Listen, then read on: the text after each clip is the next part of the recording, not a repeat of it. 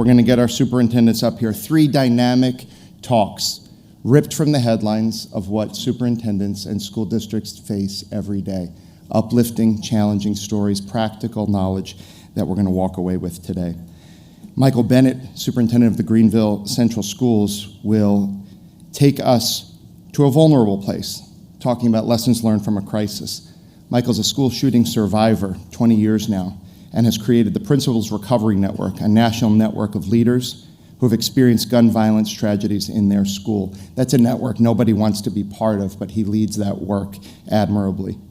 Dr. Jared Bloom from Franklin Square, Matt Gavin from the Rockville Center Schools, and Dr. Kasum Sinha from Garden City on Long Island are going to embrace AI and share 3 perspectives, a new twist on the Ignite, 3 superintendents in 10 minutes. Locked in a cage match, 3.3 minutes each. Jared was awarded the 2018 Public Service Award from the Suffolk County Martin Luther King Jr. Commission. Matt's work has been recognized by Apple's Distinguished Schools program, and Kasum's systems thinking for more than 25 years focuses our efforts on AI, as she also leads us on the AASA governing board. Dr. Darren Brown Hall from Williamsville is going to send us off this morning with hope and how superintendents create safe spaces. He leads the Williamsville School District, former chief of staff in the Buffalo City Public Schools. He embraces the idea that every single decision made at the highest level impacts every single moment of a student's life, and he is committed to the word all for all of our students. It's my pleasure, ladies and gentlemen, to introduce to you, to kick off our Ignites, Mr. Michael Bennett. Wow, good morning. Lars, thank you for the introduction. Chuck, thanks for placing even more pressure on us by letting us know it's so heavily attended. And Colleen, I thought Chuck put pressure on. Can't thank you enough for what you've done in Schenectady. Great work. I'm proud that I got to sit here and listen to you. My talk is not an easy talk. It's about leading from a place of vulnerability after a crisis. Brene Brown once said, vulnerability, it's not a good or a bad thing. It's not a dark emotion, and it's not always a light experience. But vulnerability is at the heart of everything we do in all of our feelings.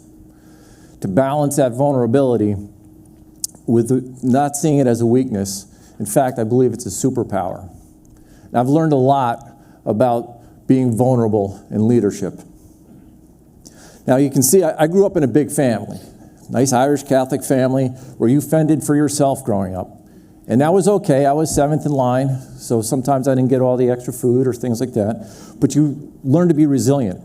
And that really helped me a great deal in my choice into going into education, the opportunity to play sports, where you were tough. You had to be that person. You had to be the one who was going to do what they needed to do. So I was thankful for that. But that's how I started my career in education. And at Columbia High School, where I graduated, I also got the opportunity to have my first teaching job as a special education teacher. And it was there as I started to work alongside some of my teachers that I had, some of the mentors that got me into education, some of the coaches that really worked on my ability to gain confidence. It was important to me to be that confident leader. And I got off to a good start. Did we skip there we go, okay. All this changed on February 9th, 2004. We faced at Columbia High School a nightmare that any school district hopes they never have to deal with. We had ourselves a school shooting. It had a huge impact on me as I was shot. This led to an influx and an oncoming sense of, how do I deal with this? Now I'm questioning everything there was to question about who I was as a leader. No longer was I feeling as though I was the one in control. I was the one who was struggling to figure out what to do next. And that was really a place of being uncomfortable for me. And it really became a difficult spot. Through this time, as you can imagine, a great deal of ups and downs, highs and lows. I like to think of it kind of as a roller coaster. I was dealing now with anxiety. I was now dealing with post-traumatic stress disorder. I was dealing with a lot of different things that, as a leader, as an educator, I never thought that I would have to deal with. And here I was trying to maintain my professionalism. At the same time, I was falling apart at times. This was difficult. And my rock bottom came Memorial Day, coming back to school after being honored at our parade, walking into school, and I found myself in a position where I was having my very first anxiety attack, where I was met by our nurse as I was walking past her room and just fell apart. Once again, I was leaving the school in an ambulance. Once again, I was not in position of control. Everything was questioned. I decided to take a year, go down to our middle school, teach, try to get back into it. I did not return the June of 2004, but I went to the middle school after that. I continued to coach, though, and I coached football as an assistant coach. One of the incidents we had a fireworks after a game at Shaker. Another panic attack. I lost control. Now this went on, and this was very tough for me, because now after the incident on the football field in front of hundreds of people, how do I go on from here? What do I do? And getting back to a sense of normalcy and finding myself this vulnerability that I didn't know I was going through. How am I going to do this? I wasn't prepared for this. This was not my upbringing. This was not who I was, but I had to move on. And I did so and got back into teaching. I ended up teaching back at the high school in a challenge program with students who had similar behavioral disabilities than the student who shot me. And this really led to my wanting to make connections and move on and try to do more. And I became an assistant principal at Columbia High School, and it was at that time that I wanted that group of kids under me. I needed to build those relationships. I needed to get back into the field of things. So this really transformed into me being a vulnerable leader. I had my first chance to be a building leader at a neighboring school district, at Skodak Central School District, as a middle school principal, and really found my legs there. But that didn't come without struggles. I left the place that knew me. I left my support system, and now I was the leader up in front, nobody behind me. And I had to deal with faculty and staff after tragic losses. That was hard for me. The emotional piece to that took its toll. But as I realized after a faculty meeting where I had to talk about a death of a beloved custodian, I found that the people that I was standing up in front of me were there to support me. They saw me as one of them. They saw me as someone who could be relatable. And we started to do some really great things at that middle school, and I'm proud of those moments. I'm proud of the faculty and staff and the fact that we became solid. School shootings didn't slow down, unfortunately. And over the next couple of years, I found myself faced with that alone feeling of experiencing something that others haven't experienced. And every time there was a school shooting, I was being called, or it brought back memories, or it was a difficult place for me to be in. But I was still the leader. How do I do this? And more, I began to say, this is who I can be. 2018, we all know the murders that happened in Parkland. This sprung on an opportunity for me to stand up and speak. And I was asked to do that at both Columbia High School and Maple Hill High School. And it led to the opportunity for me to, for the first time, talk to my kids who were a senior and freshman at Maple Hill at the time, learn more about what I had gone through. And I really found that to be an important part of my journey, because what came next was an opportunity to find my voice with the Principal Recovery Network, a collection of school leaders who've been through school shootings, where we had the opportunity for the first time get together in Virginia and talk about our experiences, meeting each other for the first time. And the emotions going into and hearing those stories was unbelievable. Changed my life forever, because now I found that, yeah, I can do this. What I went through matters. I was fortunate enough to, from this, become an advocate. We put out a guide to recovery. We started to do more. I started to work down in Washington, D.C. and to advocate for school safety, mental health, big opportunities to try to find my voice, and realizing that when I was sitting in front of politicians and talking about my experience and showing my emotion and being vulnerable and being real, it made a difference. Once again, I felt as though I can do this. This really changed my leadership style. I think I always had a good core, good base of where I wanted to be and who I wanted to be, but I really learned that by listening to our faculty, our staff, our community, our students, I could really make a difference by showing them who I was. And by showing who I was, I believe I've been able to make a difference in my current Greenville Central School District superintendency. I never wanted to be a superintendent. I'll tell you that right now. And I have had the opportunity to work for some great ones. Terry Brewer in East Greenbush Central School District really helped me to decide that I can do this. But I never thought that I would be able to get to a point where I felt this level of comfort in working with kids and being the leader, but I was shown that I could. By accepting myself and having great mentors like Terry Brewer, Doug Hamlin, and Bob Horan, two superintendents I had at Skodak, completely different learning styles. Bob Horan, one of the greatest people I've ever encountered, played a huge impact. Jason Chevier has seen my highs and he has seen my lows. And he showed me that compassion to be who I wanted to be and who I needed to be in those moments. So I thank those superintendents for shaping who I am. We're in the people business. This is what we do.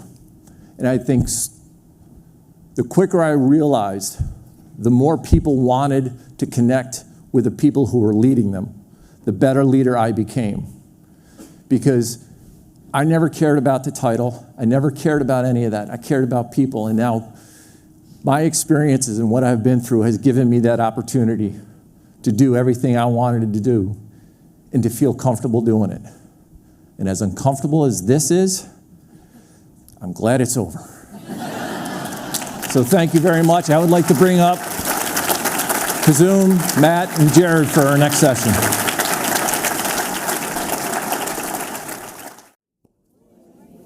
Today, we are breaking new ground on the NISCA stage as three superintendents present one perspective of AI in our schools. Today, I will share the superintendent's perspective and how it impacts learning. Matt is going to share the student perspective and its impact in an AI-driven world. And Kasum is going to address the implications for our teachers. So recently, the Harvard Business Review had an article, and it stated that AI won't replace humans, but humans using AI will replace humans that don't use AI. You see, we have to embrace AI, because if we don't embrace AI, then we're not preparing our students for their future, we're preparing them for ours. And so, AI technology means, that we have to grow faster and faster than ever before.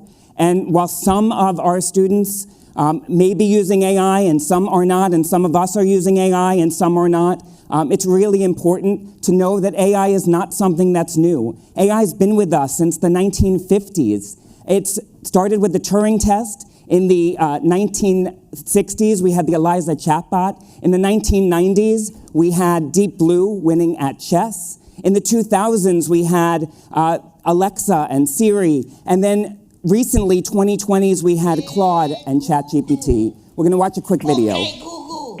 What's the weather? Yeah. What's the weather, ask?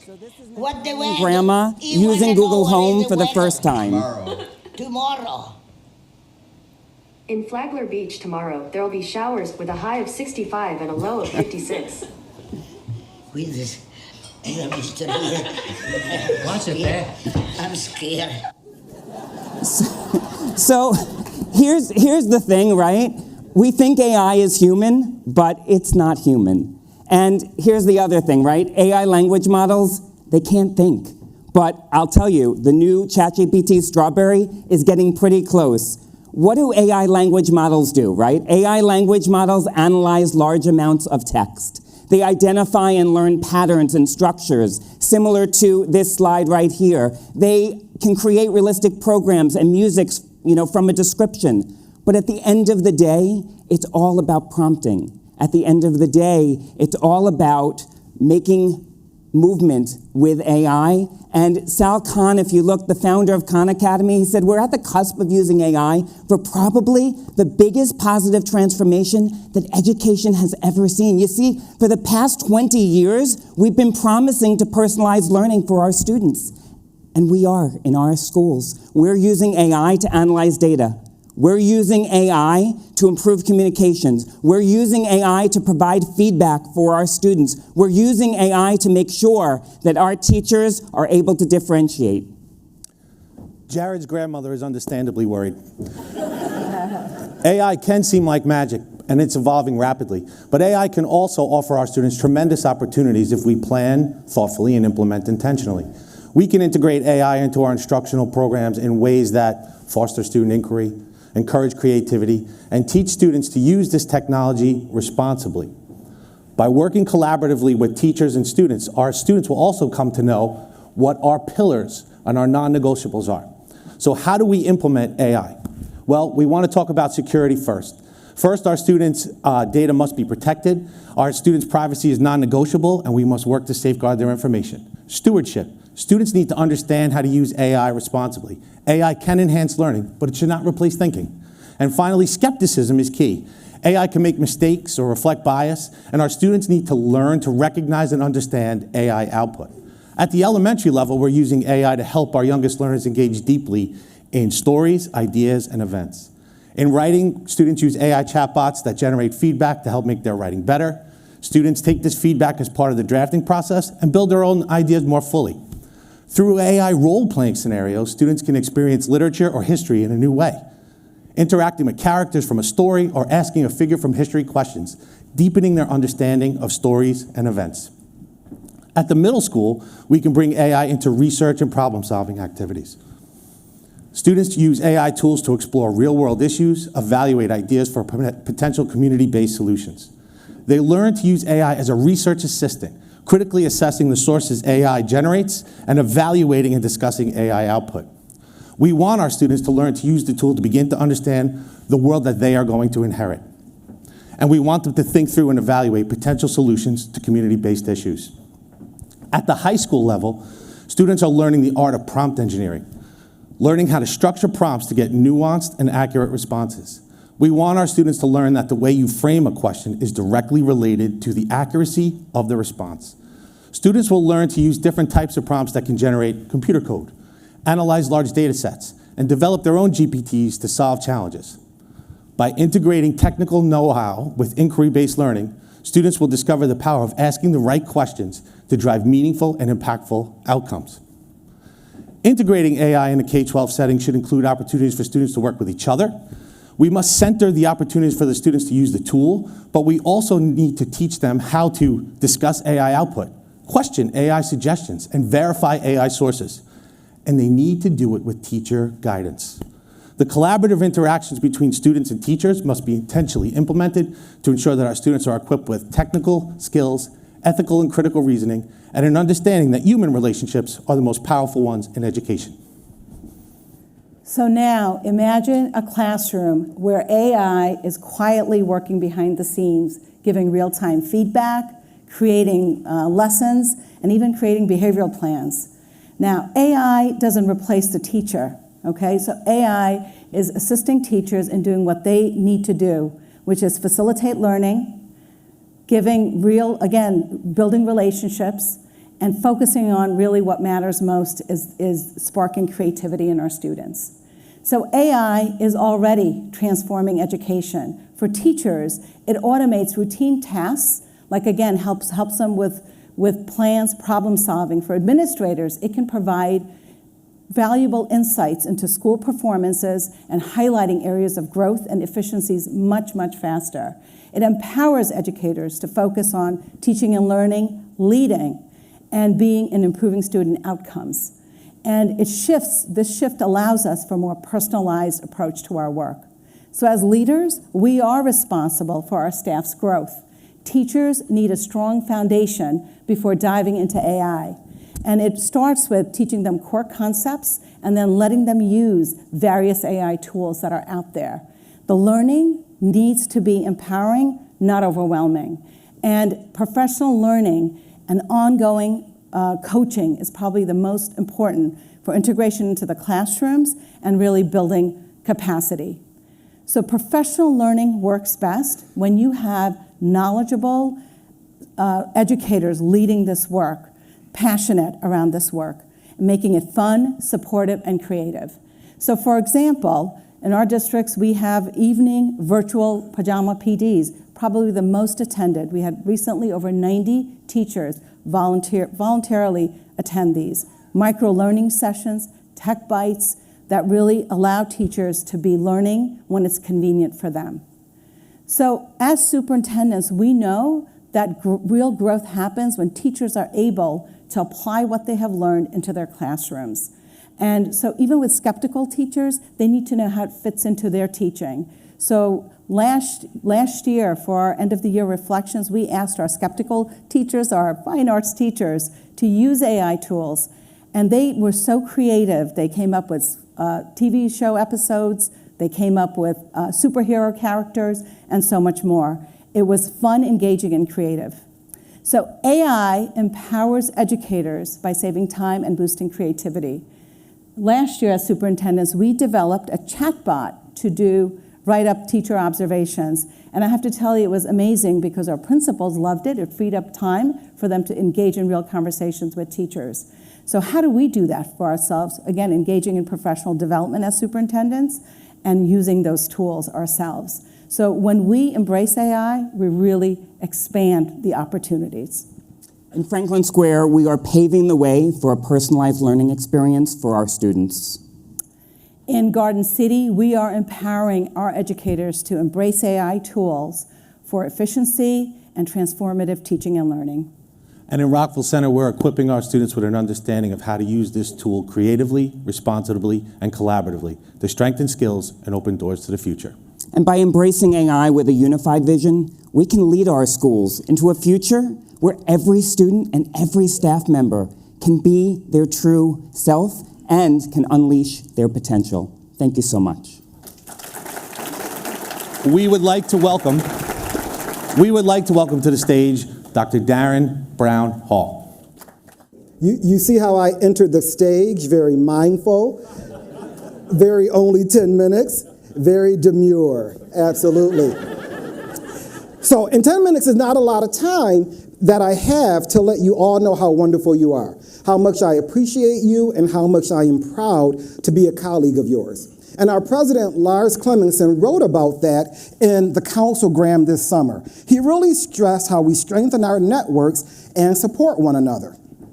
Now, I know many of you are sitting there thinking, this gentleman, this well-built, handsome, well-dressed gentleman looks familiar. And I get that back home all the time. When I'm in the mall, people say, wait a minute, I think I know you. I said, well, maybe it's because I was the 2024 Black Achievers in Education. No. Well, maybe it's because of the commencement speech I delivered when I was awarded the Distinguished Alumni. No. Well, maybe it's because I'm leading the largest suburban district in all of Erie and Niagara counties with a $250 million budget. I'm the first person of color to do it.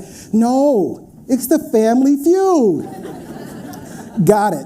So I bring you greetings from the Williamsville Central School District, where we have approximately 9,500 students, over 13 schools, and we appreciate our increasing diversity. Where willpower is our theme because we know we can do hard things. So how did this 22-year-old who was destined and just committed to be a principal end up in Williamsville? Well, when I shared that with my friends and families, they responded the same way Dorothy responded to Rose on the Golden Girls in the season 4, episode 17, where Rose thought her father was Bob Hope, and she tried to convince Dorothy to allow Bob Hope to be the guest MC at the Variety Telethon. And Dorothy's response was, "What you need is a psychologist who enjoys a challenge." That's what many of my friends thought of me also. However, along my career path, I had individuals that really provided me hope, as we do with our students every day, and created safe spaces for me.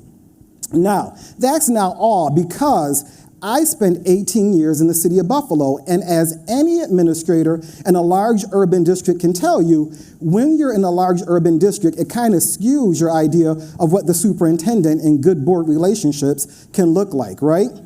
However, I remember attending the NYSBA conference in Syracuse years ago, and there were 3 speakers that really inspired me. Not because of what they presented about, but because they looked like me, and because when I heard them present, they presented with such joy about their position, such joy about the superintendency. It really got me thinking, I want to be a superintendent. So I thank Lavelle, Lorna, and Oliver for really inspiring me to take a step further in becoming a superintendent. Now, I do want to also acknowledge our former superintendent in Buffalo, Dr. Kreiner Cash. Many times we don't get to honor or acknowledge the great things people do until it's their funeral. And I don't want to wait until then. Dr. Cash provided such a safe space for many of us to become superintendents. When I go back and think about the brilliance that was around our cabinet table working with Dr. Cash, I get excited, because many of us now are sharing those same experiences across the state, doing what's in the best interest of students across the state, really sharing the knowledge that we gain from Dr. Cash and from each other. So we have David in Peekskill, we have Eric in Poughkeepsie, we have Annabelle in Batavia, Schenectady, and now Yonkers. We have Dr. Fatima Morel in Southampton. We have Tanja, who is superintendent in Buffalo. We have Janelle, who's superintendent in Olean. Tino and Kim Tonawanda, and Nadia Nashir, who is in Lackawanna. This is mindful, this is powerful, and it's so very important. Now, I also want to take a step back and look at the snapshot of the superintendency from 2020, because that shows us that many of the respondents overwhelmingly reported that they felt someone had mentored them, they felt that they had the collegial support of our colleagues, and they indicated that they were satisfied in their positions. We have to share this information with anyone that is considering the superintendency or administration to let them know you are not in it alone. There is such a tight-knit group of superintendents that are here to support you. And we have to do a better job at promoting women and persons of color. When we look at the data, now we have improved, and I appreciate that, don't get me wrong. And things like the Women's Initiative and the New York State Leaders of Color programs really help to push that along. And that's exactly what we want, that's exactly what we need. But last year, AASA released their data nationally of superintendents. Now there's over 7,000 superintendents in the country, over 7,000. And for women, we're kind of right in line. 28.5% of all school superintendents are women. But let's look at the breakdown, right? We have only 14.5% are Hispanic or Latino, 11.1% are Black or African American, 4.4% are Asian. And as Lorna Lewis will remind you, with 700 school districts, over 700 in New York State, we only have 60 superintendents of color. We have to do better in that aspect because we have an increasing diversity in all of our school districts. But people want to be able to answer this question right here.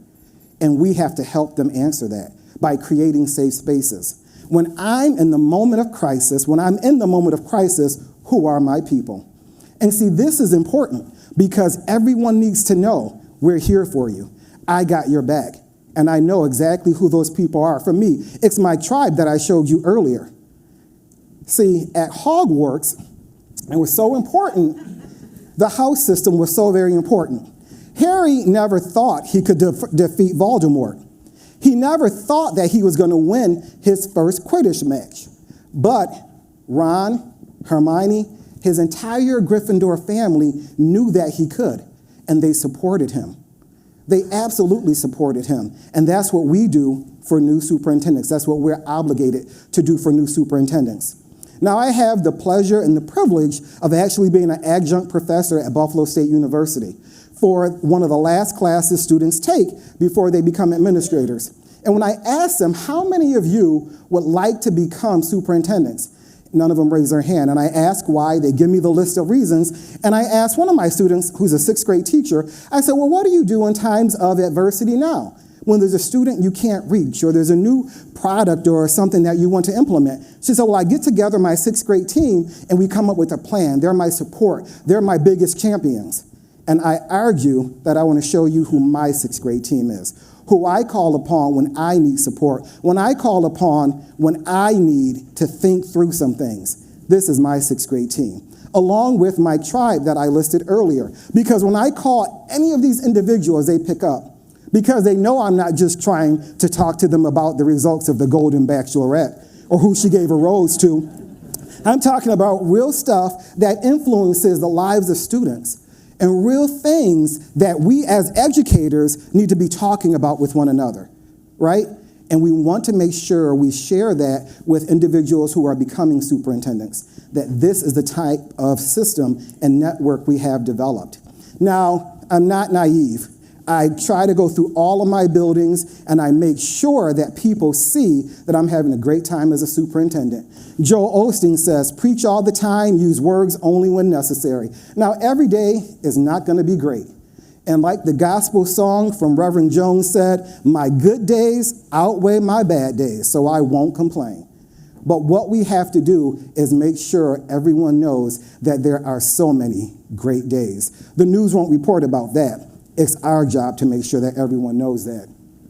When we look at the snapshot of the superintendency again, this was 4 years ago. It said that 45% of respondents indicated they plan on retiring in the next 4 years. That's now, that's 2024. And we see that we have some giants who are retiring. Lorna announced her retirement. Mo Donahue announced her retirement. Mike Cornell announced his retirement. We have to make sure we're developing rock-solid educators to take these positions on, because we're missing a lot. Now, I'm being very selfish in this also because I have a large family. This is my husband and my boys. So when they start having kids, I'll be a grandfather. I want to make sure we have the best superintendents in place. I have a large family, as I said. My brother and my sister-in-law kept trying to have a boy. So they first had Jasmine, then Brianna, then Yolanda, then Anisha, then little Michelle. Then they finally had a boy on number 7. Now, all of my nieces and nephews are older, and they all have kids now. So that's a lot of districts to cover to make sure we have dynamic superintendents and dynamic leaders, and I'm selfish in that way. So I want to thank you all for what you do, the support you provide. Keep providing hope, because we're hope dealers, and keep creating safe spaces for our next generation of superintendents. Thank you very much.